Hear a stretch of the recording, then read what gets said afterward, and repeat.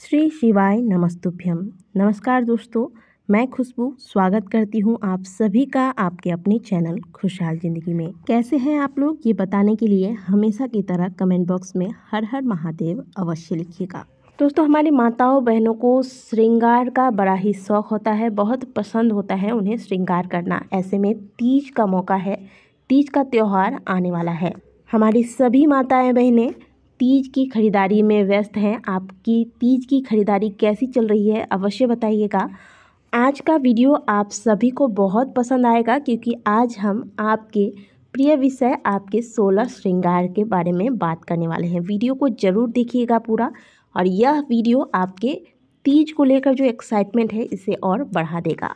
हरतालिका तीज हमारे हिंदू धर्म में जितने भी कठिन व्रत हैं उनमें से एक है। इस व्रत की शुरुआत माता पार्वती ने की थी। लिंग पुराण के अनुसार माता पार्वती ने अपने पूर्व जन्म में भगवान शंकर को पति रूप में प्राप्त करने के लिए अपनी बाल्यावस्था में अघोमुखी होकर घोर तप किया था। इस दौरान उन्होंने अन्न का सेवन नहीं किया। काफी समय तक सूखे पत्ते चबाकर और फिर कई वर्षों तक उन्होंने केवल हवा पीकर ही व्यतीत किया। माता पार्वती की यह स्थिति देखकर उनके पिता अत्यंत दुखी थे। इसी दौरान एक दिन महर्षि नारद भगवान विष्णु की ओर से पार्वती जी के विवाह का प्रस्ताव लेकर माता पार्वती के पिता के पास पहुँचे, जिसे उन्होंने सहर्ष ही स्वीकार कर लिया। पिता ने जब माता पार्वती को उनके विवाह की बात बताई तो वह बहुत ही दुखी हो गई और जोर जोर से विलाप करने लगी। फिर एक सखी के पूछने पर माता ने उसे बताया कि वो यह कठोर व्रत भगवान शिव को पति रूप में प्राप्त करने के लिए कर रही हैं, जबकि उनके पिता उनका विवाह विष्णु से कराना चाहते हैं।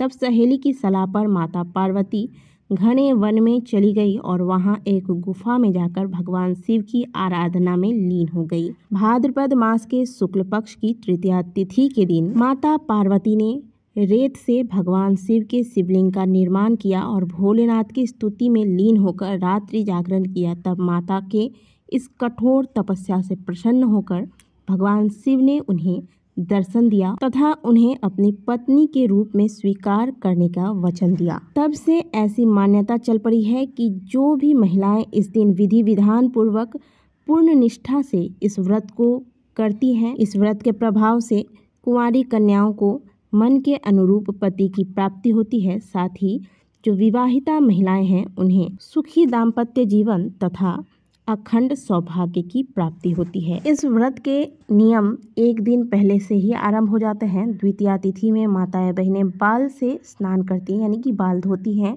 और फिर शुद्ध भोजन का अर्थ हुआ कि इसमें प्याज लहसुन का प्रयोग नहीं किया जाता है, मसूर की दाल, बैगन इत्यादि का सेवन नहीं किया जाता है। अगले दिन तीज का व्रत आरंभ होने से पहले रात्रि 2 बजे से 4 बजे के बीच में माताएं उठती हैं तथा सरगी लेती हैं। सरगी में फल, जूस, नारियल पानी, नींबू पानी, चाय इत्यादि लिया जा सकता है। और फिर अगले दिन सुबह से निर्जल व्रत रखा जाता है। इस व्रत के दौरान पूरी तरह से अन्न का त्याग किया जाता है। इस दिन शयन करना भी निषेध बताया जाता है, यानी कि रात्रि जागरण किया जाता है। तीज के व्रत में जितना पूजा पाठ नियम इत्यादि महत्व रखता है, उतना ही श्रृंगार का भी विशेष महत्व होता है। हरतालिका तीज पर महिलाओं को 16 श्रृंगार करना चाहिए। ऐसी मान्यता है कि इससे घर में सुख समृद्धि आती है, अखंड सौभाग्य का वरदान भी मिलता है।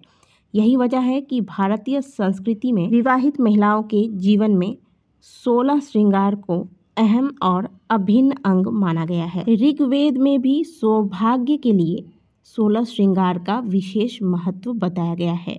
16 श्रृंगार में कौन कौन से श्रृंगार आते हैं, चलिए जानते हैं। 16 श्रृंगार में सबसे पहला नाम आता है बिंदी का। सुहागिन महिलाओं के भौहों के बीच लगी हुई यह बिंदी परिवार की सुख समृद्धि का प्रतीक माना जाता है। अगला है सिंदूर। हरतालिका तीज का व्रत अखंड सौभाग्य के लिए किया जाता है और महिलाओं के सौभाग्य की निशानी होती है सिंदूर। कुछ माताओं बहनों को देखा जाता है कि वह नाम मात्र का ही सिंदूर लगाती हैं। आप पूरे साल भले कैसे भी सिंदूर लगाती हों, लेकिन आज के दिन आप क्योंकि माता पार्वती की पूजा कर रही हैं अखंड सौभाग्य के लिए, तो अपने सौभाग्य की निशानियों को आपको उसी तरीके से धारण करना चाहिए जिस प्रकार से हमारे शास्त्रों में हमें सिखाया गया है। आज के दिन मांग को पूरे अच्छे से भरना चाहिए। साथ ही अगर आपके पास सिंदूरा हो, जो शादी के दौरान सिंदूरा हमें दिया जाता है जिसमें ससुराल के तरफ से सिंदूर आता है, अगर आपके पास वह सिंदूर है तो आप इस सिंदूर को अपने मांग में भरें। और अगर नहीं है तो आप जो डेली सिंदूर यूज़ करते हैं उसी सिंदूर का इस्तेमाल कर सकते हैं। 16 श्रृंगार में अगला नाम आता है काजल का। इससे आँखों की सुंदरता ही नहीं बढ़ती बल्कि घर की स्त्री जब इस काजल को अपने नेत्रों में धारण करती है, यह काजल उस स्त्री तथा उसके परिवार के लोगों को बुरी नज़र से बचाता है। अगली चीज है मेहंदी। मेहंदी के बिना सुहागिन का श्रृंगार अधूरा माना जाता है।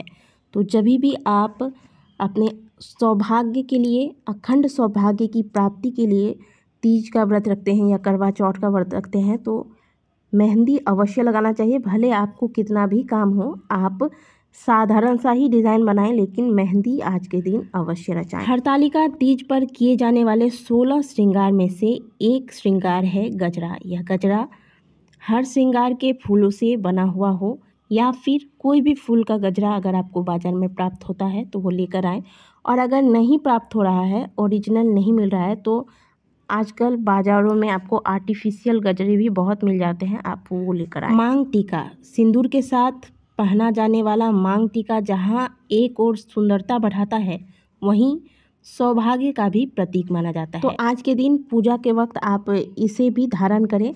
अगर शादी के वक्त आपने जो मांग टीका धारण किया था वह आपके पास है तो उसे धारण करें, और अगर आपके पास कुछ नया है तो आप उसे भी धारण कर सकते हैं। अगला है नथ। ऐसी मान्यता है कि सुहागिन स्त्री के नथ पहनने से पति के स्वास्थ्य और धन धान्य में वृद्धि होती है, इसलिए हरतालिका तीज के अवसर पर नथ पहनना ना भूलें। कर्णफूल यानी कि कान की बालियां 16 श्रृंगार में एक आभूषण कान का भी है।